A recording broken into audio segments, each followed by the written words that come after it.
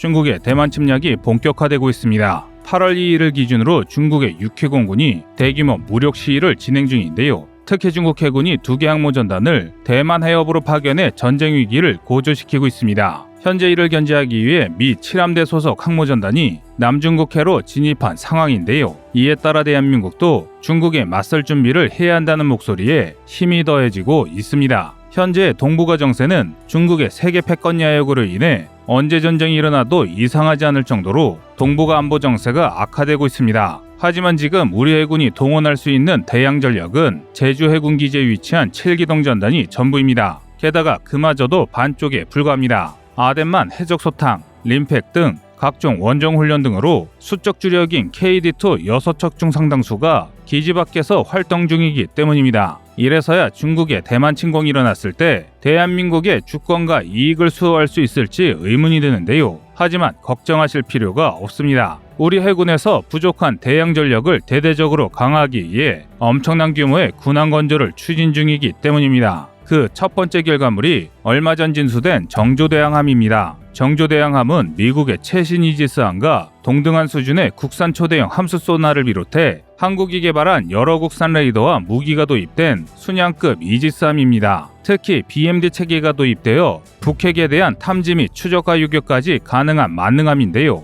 우리 군에서는 2028년까지 총 3척의 정조대양함을 도입해 군의 전력을 대폭 강화할 방침입니다. 뿐만 아니라 2024년부터는 완전 스텔스 설계를 강화하고 국산 레이더로 구성된 통합 마스트가 탑재된 한국형 구축함 KD-X 6척이 추가로 건조됩니다. 계획대로 건조가 이뤄진다면 현재 3척의 이지스함과 6척의 이지스함으로 구성된 7기동 전단을 6척의 이지스함과 12척의 구축함으로 이뤄진 7기동 함대로 개편할 수 있게 됩니다. 하지만 논란거리가 많습니다. 가장 큰 문제는 SM-3 논란입니다. 국회 국방위에서 BMD 기능이 있는 정조대양함에 정작 탄도탄요격용 미사일이 없다고 지적하자 해군이 SM-3 도입을 주장하고 있습니다. 하지만 SM-3 도입 단가가 너무 비싸 이 미사일의 적정성을 두고 논란이 일고 있는데요. 그래서 준비했습니다. 오늘은 날이 갈수록 커져가는 전쟁 위기 속에서 대한민국의 바다를 지킬 미래 구축함 전력과 탑재될 무장에 대해 상세히 알려드리겠습니다.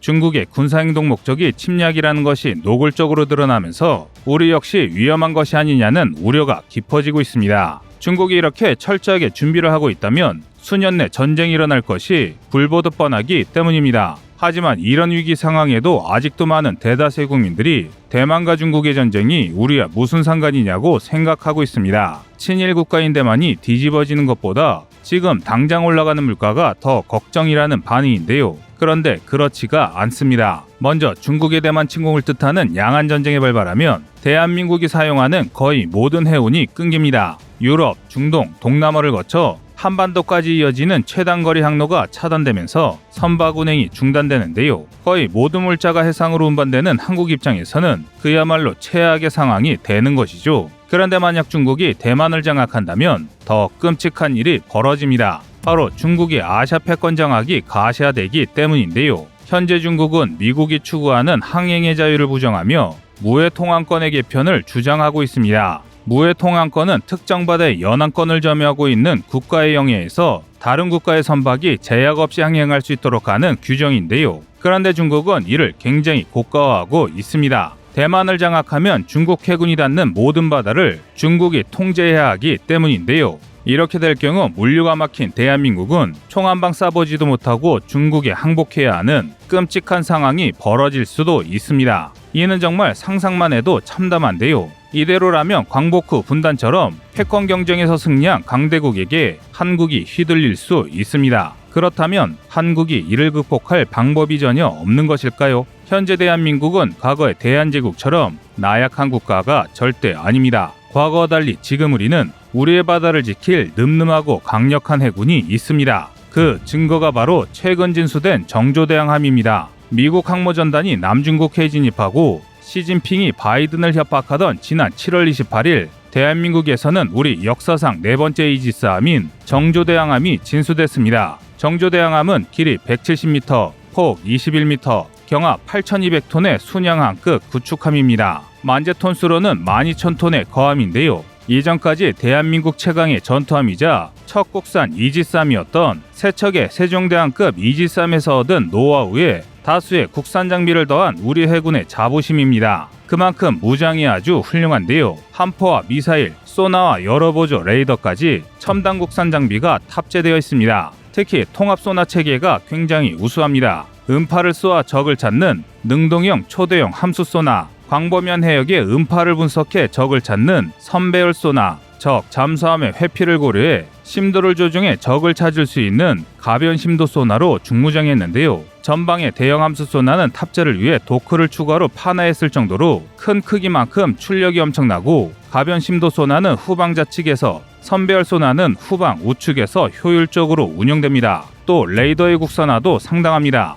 선체 상부에 국산 3000 레이더 SPS-560K가 탑재됐습니다. SPS-560K는 X밴드 A사 레이더로 세종대왕함이 사용하던 외산 SPS-95K를 압도합니다. 뿐만 아니라 한국형 수직발사관 KVLS-1과 KVLS-2가 총 40셀 탑재되어 있는데요. 이를 통해 해성, 초음속 미사일 등 국산 무장을 사용할 수 있습니다. 그야말로 2022년에 걸맞는 최신 군함입니다. 그런데 이렇게 뛰어난 군함에도 문제가 있습니다. 바로 제대로 된 국산 탄도탄 요격용 미사일이 없다는 것입니다. 현재 정조대왕함에는 탄도탄 요격이 가능한 BMD 체계가 탑재되어 있습니다. 한국이 도입하는 SM-6 미사일로도 탄도탄 요격이 가능하지만 이 미사일도 마찬가지로 외산이라는 점은 변함이 없습니다. SM-6 미사일은 미 해군의 함대공 유도 미사일로 미국 레이시온사가 개발했는데요. 사거리는 최대 460km가량으로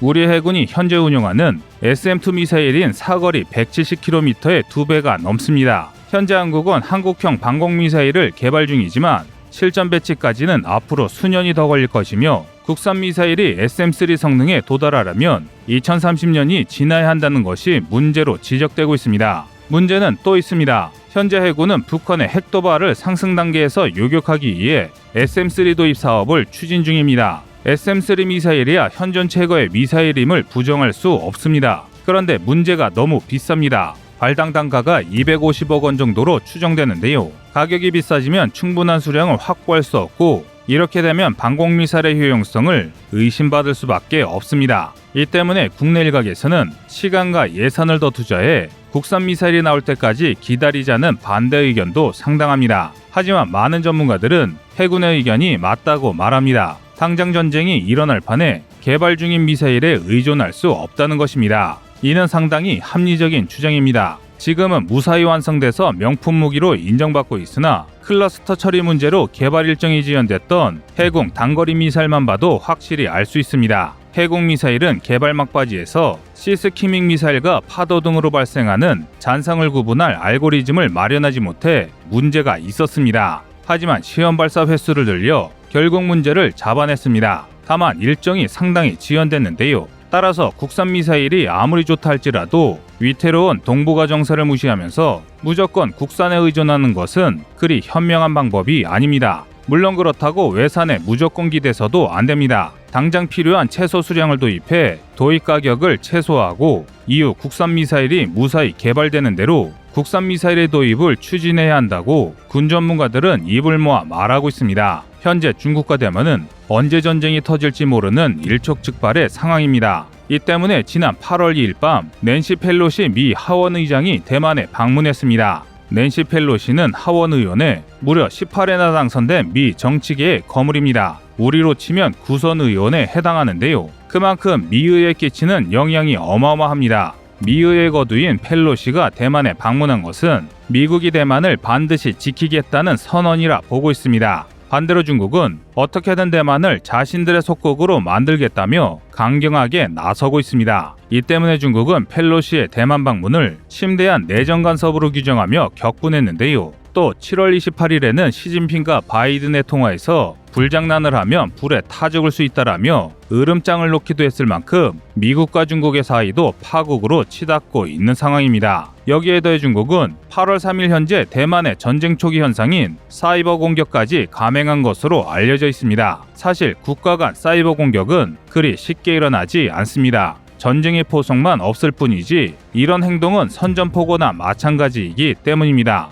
반면 미국도 중국의 행동에 한치의 물러남 없이 강하게 나오고 있습니다. 심지어 펠로시 의원을 호위하기 위해 미 항모전단이 나섰기 때문인데요. 아무리 미국의 주요 인사라지만 미 항모전단까지 움직이는 것은 중국과의 본격적인 힘겨루기에 들어갔다고 봐도 무방합니다. 이를 증명하듯 7월 28일 싱가포르에서 북상한 레이건 전단이 남중국해에 진입했습니다. 당연히 중국군 역시 맞불을 놓았습니다. 먼저 7일 31일 야간 대만과 인접한 중국 남부 푸젠성에서 대대적인 사격 훈련이 실시됐습니다. 다연장 로켓까지 동원된 대대적인 사격 훈련이었습니다. 이어서 중국 공군의 젠16이 대만의 방공식별구역에 침투했습니다. 또 중국이 실전 배치한 두 척의 항모가 휘하 항모전단을 이끌고 대만 해협에 결집했습니다. 이에 따라 미 항모전단과 중국 항모전단의 팽팽한 힘겨루기가 시작됐습니다. 그야말로 일촉즉발의 위기인데요. 이렇게 양국이 극한 대립을 하자 분쟁 당사자인 대만 역시 전시태세를 발령했습니다. 8월 2일에서 4일까지 3일 동안 전시태세로 중국에 맞서기로 한 것입니다.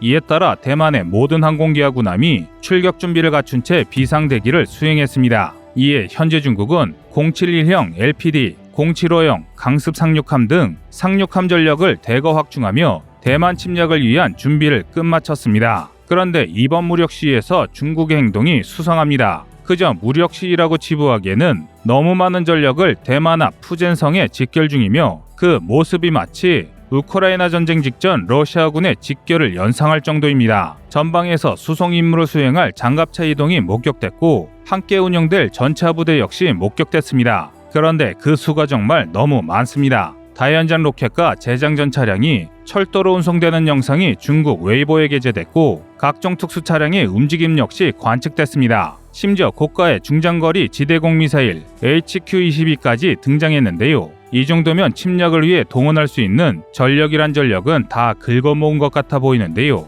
하지만 놀랍게도 아직 끝나지 않았습니다. 병력 운송과 보급을 위해 다량의 트럭이 직결 중인 것이 확인됐으며 철도를 통해 소형 보트를 운반하는 모습이 목격됐습니다. 이는 부족한 상륙 전력을 보완하기 위해 특작조나 보병 전력을 운반할 용도로 추정되는데요. 뿐만 아니라 8월 2일 오후 한때 차오저우 산토호 등지에서 민항기의 이착륙이 멈춰섰습니다. 지금 동북아는 양안전쟁이라는 새로운 전쟁의 소용돌이에 휩싸이게 됐고 그 중심에 대한민국이 자리 잡고 있습니다. 부디 우리 해군의 강력한 전력으로 이 난극을 슬기롭게 이겨내길 바라겠습니다. 이상 꺼리투브였습니다. 안녕하세요, 꺼리투브입니다. 여러분의 가부나 성원에 힘입어 군사무기에 관심 없는 분들도 쉽게 이해하실 수 있는 대한민국의 육해공 군사무기의 숨은 비하 이야기를 책으로 엮었습니다. 하루 종일 검색해도 절대 찾을 수 없었던 비밀스러운 내용을 이제 책으로 만나보세요.